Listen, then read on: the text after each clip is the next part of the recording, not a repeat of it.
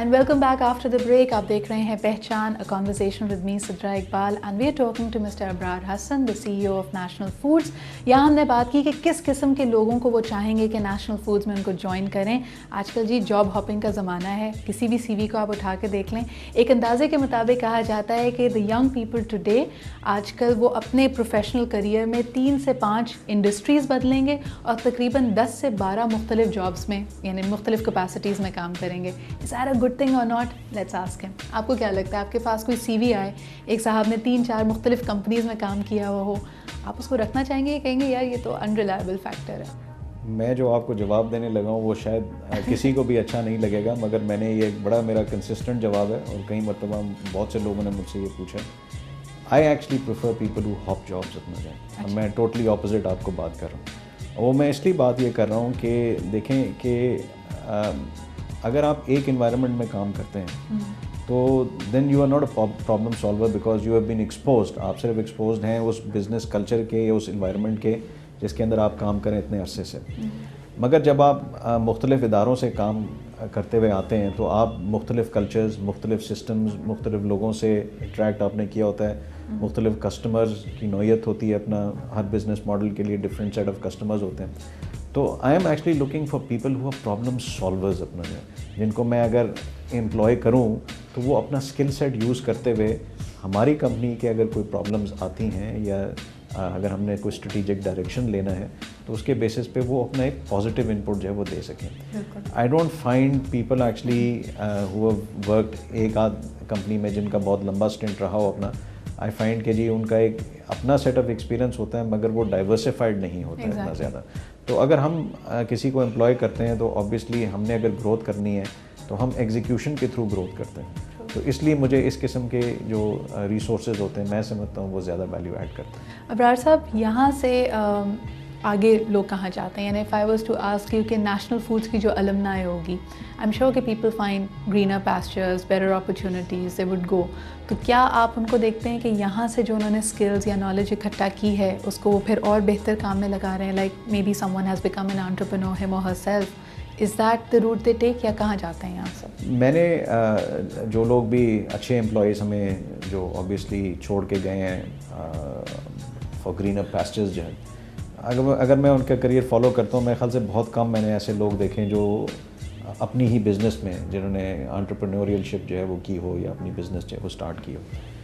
ज़्यादातर जो लोग हैं जब वो यहाँ से ग्रूम होते हैं तो वो मैंने ये देखा है कि वो इमर्जिंग लोकल इंडस्ट्रीज़ जो हैं वो उनको उठा लेती हैं बहुत अच्छे पैकेज के साथ। अबरार साहब, if I was to ask you, यानी ये माशाल्लाह अचीवमेंट्स हैं नेशनल फूड्स के लिए, लेकिन not as the CEO of national foods, लेकिन एज एन इंडिविजुअल आप अपनी ज़िंदगी में सबसे बड़ी कामयाबी, सबसे बड़ी अचीवमेंट किस चीज़ को मानते हैं?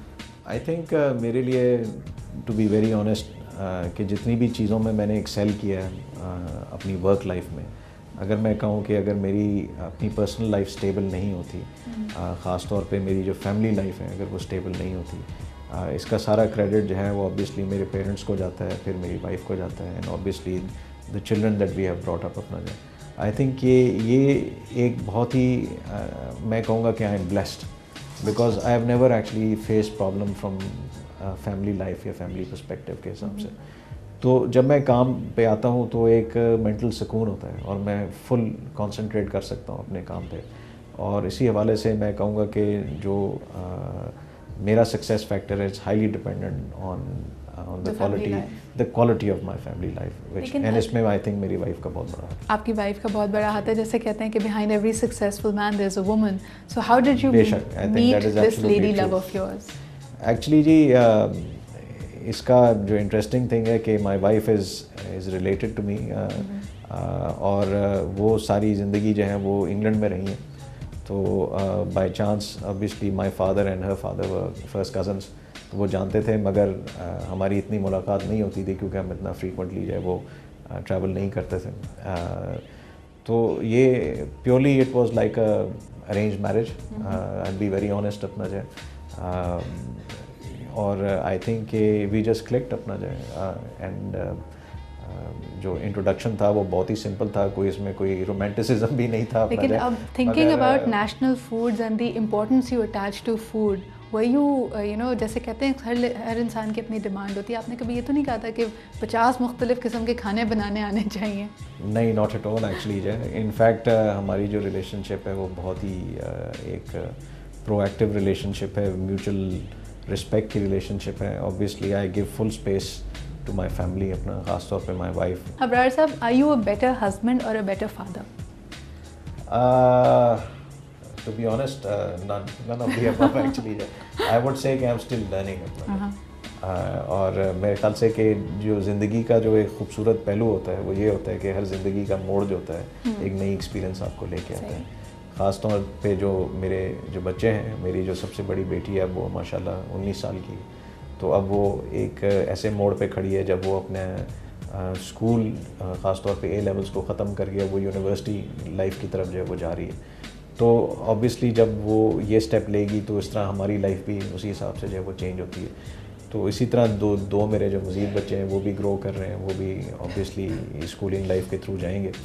तो we are I think now looking forward to obviously the futuristic aspect of के जो हमारे बच्चे जिस तरह आगे तरक्की करते हैं तो हमारी लाइफ किस तरीके से चेंज करती है। एक चीज़ तो बड़ी क्लियर है कि जी जब आपकी शादी होती है तो I think you lose your personal independence for good because then you always have to care for the other person, you have to look after your wife, she looks after you.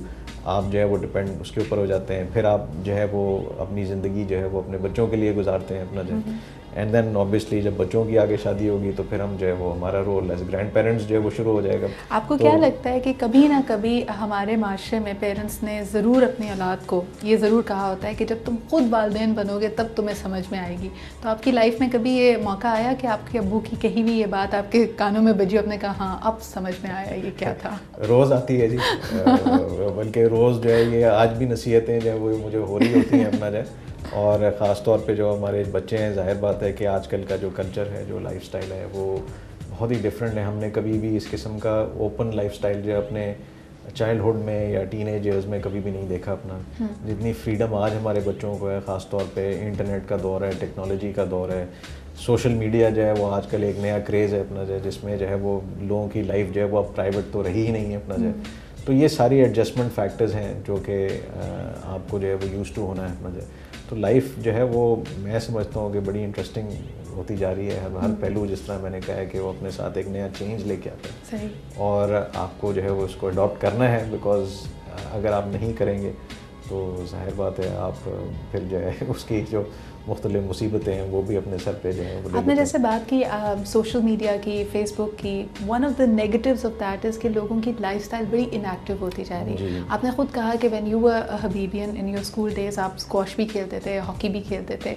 क्या ये चीज़ आपने किसी तरह अपनी parents, अपनी family, क्योंकि हमारे यहाँ अगर हम एल्डर जनरेशन को भी देखें 40-45 की उम्र के बाद लोग तौहीन समझते हैं वॉक करना और कहते हैं कि जी अब तो आराम करने का टाइम आ गया है। बच्चों में भी हम यही चीज़ ट्रेंड देख रहे हैं, तो किस तरह आप इस चीज़ को अपनी फैमिली में इम्प्लीमेंट करते हैं? आपने जो ये बात कही है बिल्कुल 100% सही है। अगर मैं अपने वालिदैन को देखूँ तो आज भी मेरे वालिद जो हैं वो सुबह 6:30 बजे उठ के जो है वो अपनी वॉक पे जाते हैं, अपना बड़ी रिलीजियसली जाते हैं अपना जो है। और अगर मैं अपने आप को देखूं कि ईच सक्सेसिव जनरेशन जो है वो डीजेनरेट कर रही है अपना फ्रॉम दिस एस्पेक्ट, तो आप बिल्कुल सही कह रही हैं। मैं इतना एक्टिव नहीं हूँ जितना कि मुझे होना चाहिए। अगर मैं अपने वालिदैन की ही मिसाल को लूँ तो absolutely I am nowhere near जो उनकी प्रैक्टिस रही है अपना, जिस पे वो हेल्थ के ऊपर जो है बहुत ज़्यादा कॉन्शियस हैं। ख़ास तौर पे फ्रेश एयर, एक्सरसाइज, अच्छा खाना, और अच्छे खाने से मेरी मुराद है कि परहेज़ करना जो है। अब्रार साहब क्या कहेंगे, कोई ऐसी किताब, आई डोंट नो आपको किताबें पढ़ने का शौक़ है या नहीं, कि लेकिन कोई ऐसी किताब जिसने आपके सोचने के, देखने के अंदाज को, ज़िंदगी को बदला हो? जी किताबें जो है मैं कुछ ज़्यादा पढ़ता नहीं हूँ एक्चुअली, क्योंकि जो मुझे जितना भी मेरा वक्त गुजरता है वो जाहिर बात है वो बिज़नेस के हवाले से जो है वो गुजरता है। तो ज़्यादातर मुझे शौक़ है आर्टिकल्स वगैरह पढ़ने का या एक्सर्प्ट्स वगैरह पढ़ने का जो बिज़नेस रिलेटेड होती हैं वो मुझे मिलती हैं। मगर उसके अलावा जो नॉवेल्स हों या कोई फिक्शन हो या इस तरह की ये चीज़ें मैं इतना कोई डविंची कोड, एरिक सेगल की कोई जो किताब जो कभी? जिन किताबों का आप नाम ले रही हैं, जाहिर बात है जो ऑब्वियसली चार्ट्स पे आ जाती हैं और जो बहुत तहलका मचाती हैं, तो आउट ऑफ क्यूरियोसिटी जो है इंसान जो है वो ज़रूर पढ़ता है उसको। ये मैंने सारी किताबें पढ़ी हुई हैं एक्चुअली, जो आपने अभी मेंशन की हैं अपना।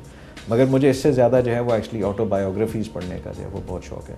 आई थिंक वो इंसान की जो ज़िंदगी होती है और उसकी एक्सपीरियंसेस होते हैं, आई थिंक वो बहुत